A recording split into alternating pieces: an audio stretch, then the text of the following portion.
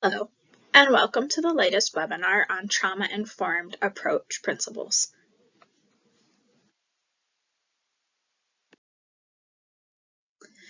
This webinar will be available for viewing on my YouTube channel.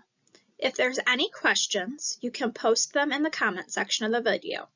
I will diligently answer any questions in the comment section of the webinar video.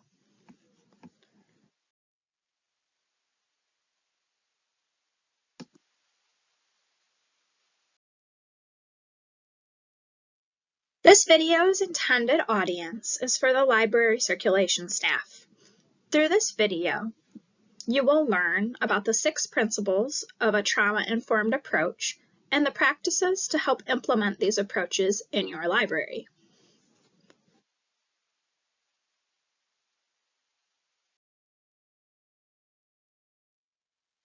Now, let me introduce myself. My name is Bethany Turner. I'm a graduate student at Valdosta State University, studying to complete my Master in Library Science degree. I currently work as a librarian for the Monroe County Library System. I work with many different patrons, and I have found a trauma-informed approach has not only helped me serve my patrons, but has created a space for everyone, especially since trauma knows no boundaries, and it can affect absolutely anyone.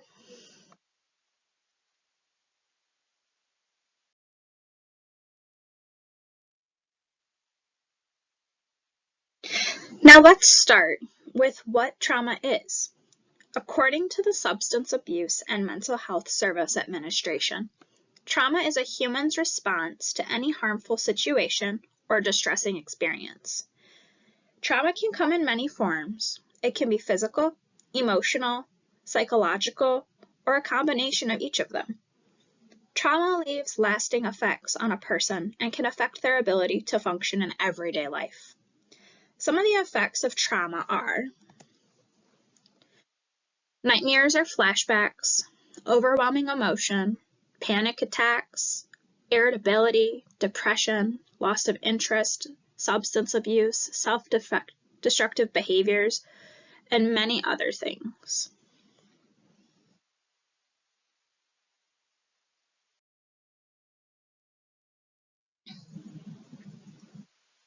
There are 6 guiding principles to a trauma-informed approach. It is important to know a trauma-informed approach is not an intervention, but it's a way to recognize the presence of trauma and acknowledge the role trauma may play in both a patron or a coworker's life. A trauma-informed approach is the starting framework for the understanding of and a response to people's experience to trauma. Norman discusses the 4 R's of trauma. The 4 R's are the focus of the 6 guiding principles. The first is realize. Realize is about understanding on an individual and organizational level what trauma is and how it affects an individual's life and the organizations which they interact with. In this case, the organization would be the library. The second R is recognize. Recognize the signs and the symptoms of trauma. The R is respond. This is how you react to those who experience trauma. And lastly is resist. The idea is to resist re-traumatizing an individual. Dudek states, our actions, every single one of them, have potential to heal or re-traumatize a person. The idea is to shift your mindset from what is wrong with you to what's happened to you. So here are the 6 principles on which we'll focus. There's safety, transparency and trustworthiness, peer support, collaboration and mutuality, empowerment, voice and choice, and cultural, historical, and gender issues.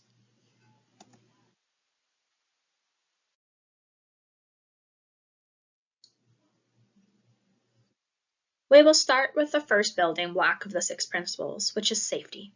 Trauma affects an individual's ability to feel safe in the space they're in. As library staff, it is our duty to assure patrons that they are safe physically, emotionally, and psychologically in the library. This includes making the space safe for coworkers and patrons together. Putting safety into practice can look like this. Make sure your library has clearly marked exits and entrances so individuals don't feel trapped or unsure of where they are. Secondly, greet each person that comes in the library with a friendly greeting and a smile. Make them feel welcome in the library. Another way is to make sure that library policies are not full of jargon, but have clear wording and are easily accessible for both staff and patrons. As well as make sure you are actively listening to patrons so they know that they are being heard, even if what they want cannot be immediately addressed.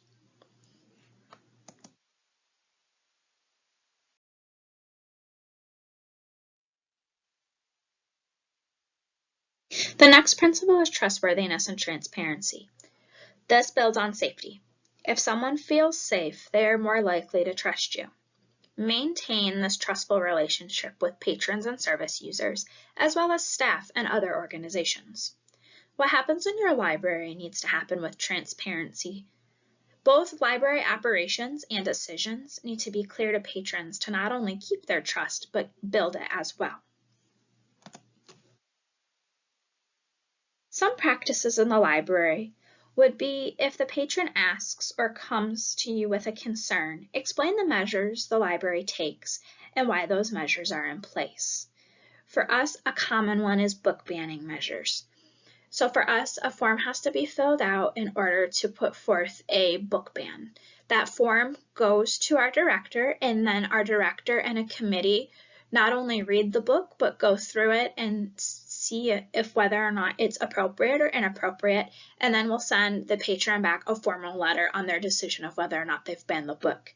This keeps everything transparent so the patron knows the measures the library's taken and why they've taken it.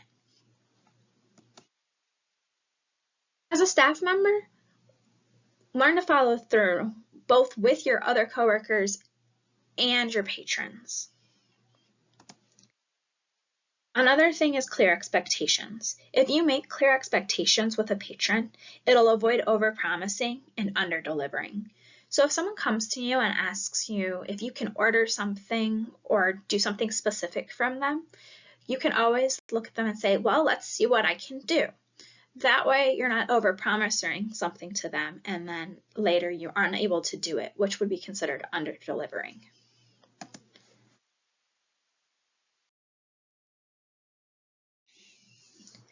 The third principle is peer support. This creates a space for the library staff and the community where they can connect, learn, and find compassion for each other.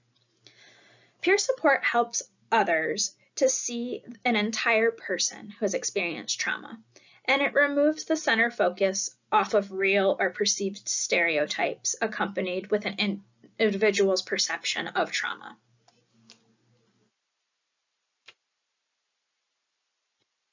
Some ways to put this in practice would to be have educational programs. You could have social events or activities. Advocacy is another big way to do this.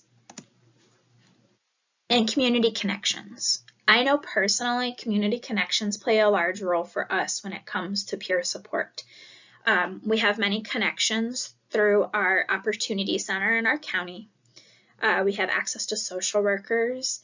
Not only that, we have access to shower schedules, food banks, as well as individuals who need help with mental health. All of these are great ways to support individuals in your community, but you need to know what your community needs.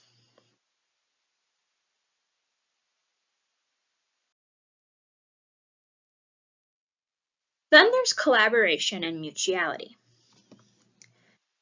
Encompasses the interpersonal foundations of library work.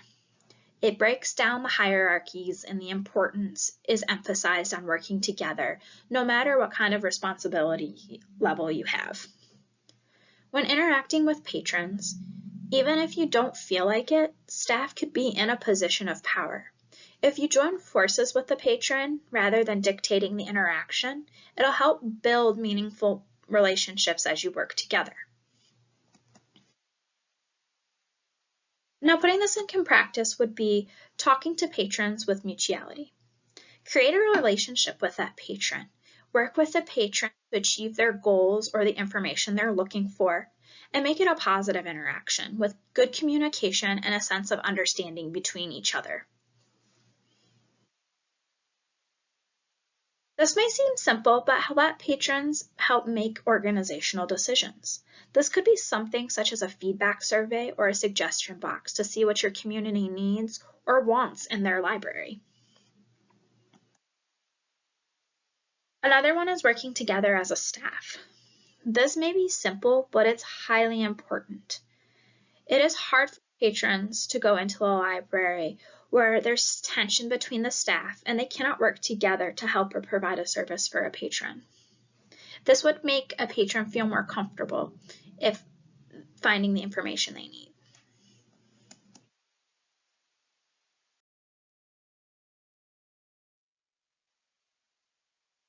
This one is one of the most important principles, empowerment and choice. If you start here, it can do wonders for the other principles.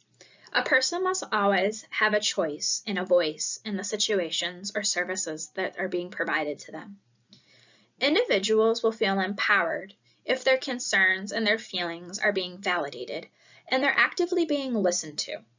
And this goes for not only patrons, but staff as well. Staff members who are empowered will bring joy and enthusiasm to their work. Patron empowerment can allow patrons to access our resources more efficiently and make finding information less stressful and less intimidating. Now, putting this into practice, some practices could be intuitive signage. I know it seems simple, but intuitive signage can give a person independence to navigate the library. This way, they have the choice of whether they want to interact with staff or not. This could be something as simple as labeling fiction section, nonfiction section, where the reference desk is, something next to the copy machine that says, if you need help, ask a staff member. This way, it gives them the choice to interact with you, to ask where things are or if they need help. Another way is to provide diverse and inclusive services that can consist of tutoring, teaching technology classes, offering multiple different book clubs, offering interlibrary loans for things you cannot get in your system, and offering online information services. Personally, online information services for us are very popular. We offer many of them, which include databases for research, access to consumer reports, and access to Value Line for individuals who want to look at stocks. Another way is to provide multiple options of reader advisories and make sure your collection is diverse. It's super important that your collection is diverse and it has multiple different sexual orientations, religions, backgrounds, ethnicities, religions. It just needs to be diverse and inclusive to empower others.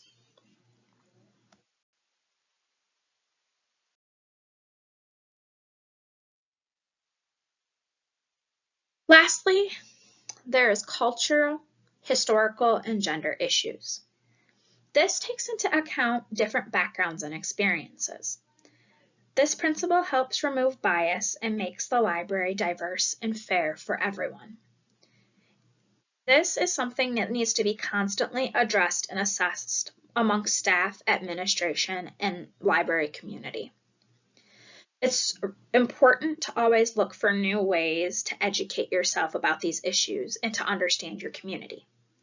Lemeon says, people try to enforce these weird morality rules that don't make sense and don't fit in the community. Remember, no one solution is the same for all communities for this principle, and awareness is a critical factor of addressing trauma. So putting some of these things into practice could be educating yourself and other staff members to move past cultural stereotypes as well as biases. It can be providing access to gender-responsive services and treating everybody fairly, no matter what their gender or orientation is. Another could be to recognize and address historical trauma. And it's an issue if you don't educate yourself about it, you're not going to know what to address or how to recognize it. So it's definitely something that needs to happen. Ways to find awareness that works and heals your community. Like we said, there's no solution that works for all communities, so you have to know your community to see what works and heals it.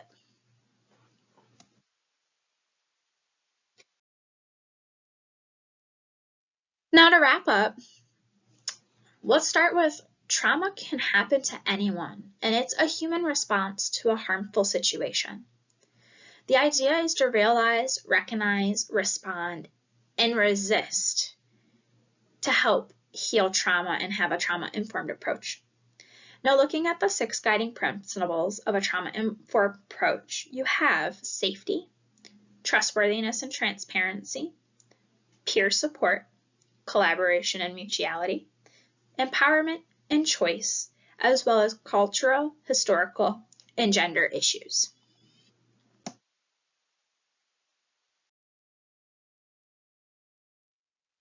Remember, this webinar will be available for viewing on my YouTube channel. If you have any questions, you can post them in the comment section of the video, and I will answer them as quickly as I can.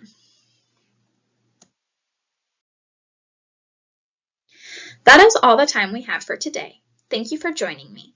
Now it's time for you to implement trauma-informed principles into your library practice. Thank you.